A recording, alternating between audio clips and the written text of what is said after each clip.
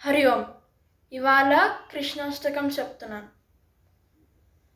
వసుదేవసుతం దేవం కంసచాణూరమర్దనం దేవకీ పరమానందం కృష్ణం వందే జగద్గురుం.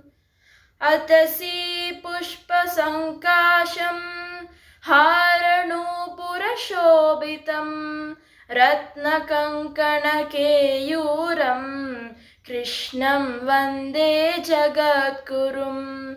కుటిలాలక సంయుక్తం పూర్ణచంద్రనిబాననం విలసత్కుండలధరం దేవం కృష్ణం వందే జగద్గురుం.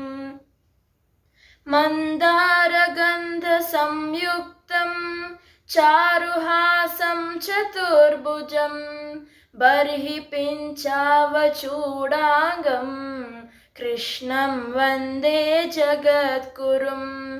ఉత్పుల్ల పద్మపత్రాక్షం నీలజీముతసన్నిభం యాదవానాం శిరోరత్నం కృష్ణం వందే జగద్గురుం.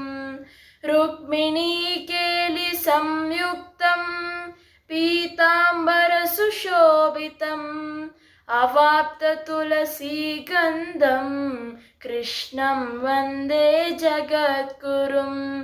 గోపికానాం కుచద్వంద్వా కుంకుమాకితవక్షసం శ్రీనికేతం మహేశ్వాసం కృష్ణం వందే జగద్గురుం. శ్రీవత్సాంకం మహోరస్కం వనమాళా విరాజితం శంఖచక్రధరం దేవం కృష్ణం వందే జగద్గురుం.